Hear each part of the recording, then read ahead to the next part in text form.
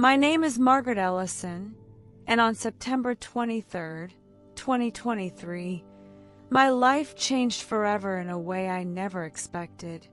I had always believed in God, dedicated my life to His teachings, and spent years as a Christian educator helping others understand the Scriptures. I thought my faith was strong, unshakable. But what I experienced during those 23 minutes of death completely transformed my understanding of the spiritual world, of the battle between good and evil, and of the true nature of the serpent in the Garden of Eden. For years I had questions. They were the kind of questions I pushed to the back of my mind, thinking they didn't matter. But deep down they did. The story of Genesis, the deception of Eve, and the fall of mankind, it had always seemed too simplified, too vague. I had always been taught that a snake deceived Eve, but something about that never sat right with me. Why would Eve, a woman created in perfection, with no sinful nature, willingly listen to a mere animal? Why would she trust the words of a creature that slithered on the ground, rather than the voice of God Himself? I never voiced these thoughts out loud. I figured faith meant accepting what we were told, even when things didn't fully make sense. I thought my time on earth would come and go without ever finding the answers. But on that September day, when my heart stopped beating, when I crossed into eternity and stood before Jesus Christ Himself, I learned the truth in a way I never imagined possible. That morning had been like any other. The sun streamed through my kitchen window as I prepared a cup of tea. My husband, David, had already left for his morning walk, and I was looking forward to spending the day preparing for my Sunday school lesson. As I sat down with my Bible, I felt an odd sensation in my chest. Tightness, pressure, like something heavy pressing down on me. I took a deep breath, thinking it was just fatigue, but the feeling only intensified. Then, the pain struck. It was unlike anything I had ever experienced, a deep, crushing weight that radiated through my entire body. I gasped, trying to call out for help, but no words came. My vision blurred, and I could hear my heartbeat pounding in my ears. The room spun around me, and before I could even process what was happening, my body collapsed to the floor. The next thing I knew, I wasn't in my body anymore. I was floating above the scene, watching everything unfold from above. I saw my own body lying motionless on the floor, my face pale and lifeless. The tea I had been holding had spilled across the wooden floor, the steam still rising. Then I saw David rush into the room, his face frozen in terror as he dropped to his knees beside me. His hands trembled as he grabbed his phone, dialing 911. I could hear the panic in his voice as he begged them to hurry. I wanted to reach out, to tell him I was right there, but I couldn't. I wasn't tethered to my physical form anymore. Then, something pulled me away. It wasn't like floating or drifting. It was a force, undeniable and strong, leading me away from the world I had known. The walls of my home faded, the sounds of David's voice and the approaching sirens dimmed, and suddenly, I was being pulled through a tunnel of pure light. The tunnel was unlike anything I had ever seen. It wasn't just light, it was alive. The colors were unlike anything I had known, hues beyond human perception. The deeper I went, the more I felt an overwhelming sense of love and peace envelop me. There was no fear, no confusion, only the feeling of being completely known and completely loved. And then I saw him, Jesus, He stood before me, clothed in indescribable radiance. His very presence commanded authority, holiness, and love beyond words. The moment my eyes met his, I knew that he had always known me, every thought, every struggle, every unspoken doubt, every hidden fear. Yet there was no condemnation in his gaze. Only truth, only love. I fell to my knees, my soul overwhelmed. Tears streamed down my face, though I wasn't even sure if I had a body anymore. I couldn't speak. I couldn't breathe. The weight of his glory, his majesty, his love was more than I could bear. Then he reached out and placed his hand on my shoulder. The moment he touched me, everything in me changed. A wave of understanding and revelation flooded my soul, as if every question I had ever carried was being answered in an instant. Then he spoke, his voice both gentle and commanding. "Margaret, you have questions. Today I will give you answers." And with those words, the world around us shifted. In an instant, I was no longer in heaven. I found myself standing in a vast, breathtaking garden. The air was thick with the fragrance of flowers and fruit, the sound of birds singing in perfect harmony.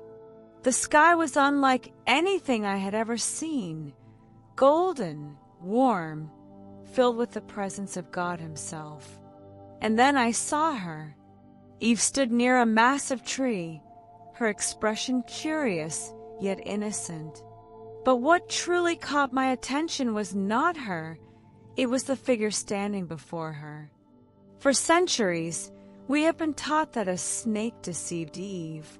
But what I saw was not a snake.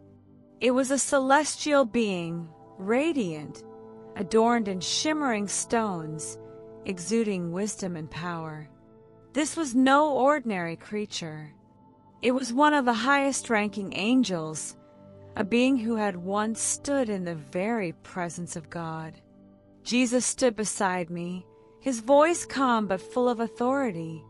"This is the being whom your scriptures call the Serpent. But he is not a simple snake, Margaret.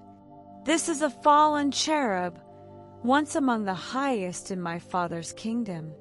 I stared at the being, unable to comprehend what I was seeing. It was beautiful, powerful, almost mesmerizing. And then I understood. This was why Eve listened. This was why she was deceived. She wasn't talking to a mere reptile. She was speaking to a fallen angel, a being of immense wisdom and intelligence. I turned to Jesus, my voice trembling. "Lord, why have we misunderstood this for so long?" His eyes were filled with sorrow. "Because the enemy has twisted the truth. He has allowed the world to believe that the fall of mankind was caused by a simple creature of the field. But the truth is far greater." I watched as the serpent being spoke to Eve, his words dripping with subtle persuasion. He didn't tell an outright lie. He twisted the truth, making Eve question what she knew. Jesus turned to me. The deception in Eden was not just about the fruit. It was about shifting authority. When Adam and Eve obeyed him, they gave him dominion over the earth. A wave of realization crashed over me. The fall of man was not just about disobedience. It was a transfer of power, a spiritual war that had begun long before mankind even existed. Jesus looked at me with urgency. "Come, Margaret, there is more you must see." And with that, the garden faded, and a new vision unfolded before my eyes. As soon as the Garden of Eden faded, I felt a rush of movement, as if I were being pulled through time itself. The golden sky darkened, the warmth of the garden dissipated, and suddenly I was standing in the vast expanse of the heavens before time itself began. I gasped as I beheld something too glorious to put into words, the throne room of God. The light emanating from the throne was so powerful, so overwhelming, that I could barely look at it. But even without seeing clearly, I knew. This was the presence of the Almighty. This was the very seat of creation. And then I saw him.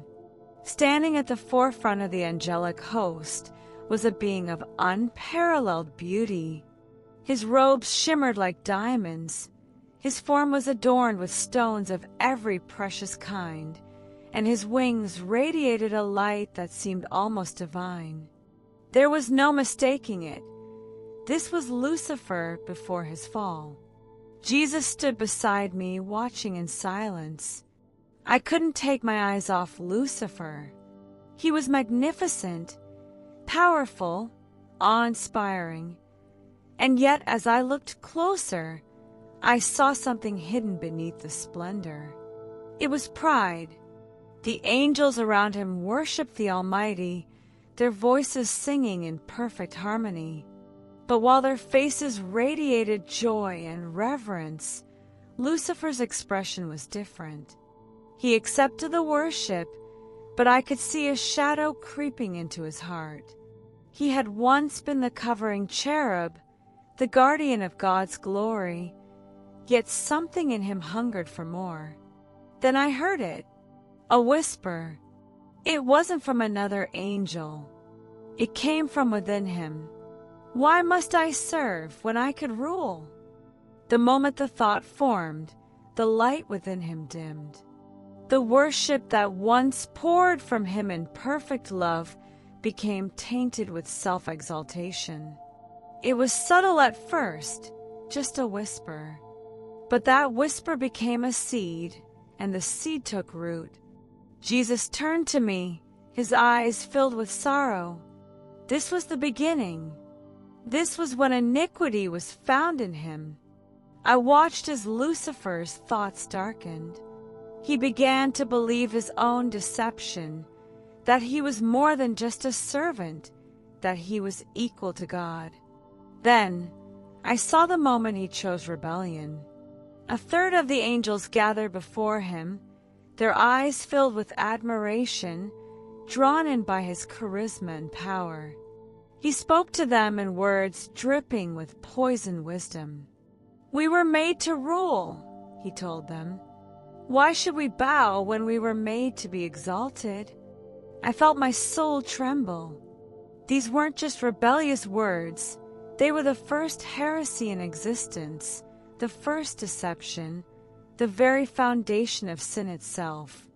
Then I saw what happened next. The throne room shook with fury. I heard a sound like thunder, a voice so powerful that all of creation trembled. "Lucifer, you are fallen." I turned to see Michael, the archangel, standing with an army of heaven behind him. His eyes blazed with righteous fury, his sword drawn ready for war. And then it began. The heavens erupted into a battle so fierce, so cataclysmic, that it defied human comprehension. Angels clashed against angels, light against darkness. Lucifer and his followers fought with a rage fueled by pride and hatred, but they were no match for the armies of the Lord. One by one, they fell from their positions of glory, cast down by the power of heaven. I watched as Lucifer was stripped of his light. The brilliance that had once made him one of the most glorious beings in creation was replaced with darkness, corruption, and decay. He let out a piercing scream as he and his followers were cast out of heaven like lightning. Then I saw where they fell. The world twisted beneath them, a chasm of darkness opening up, a realm created for their imprisonment. This was the birth of hell.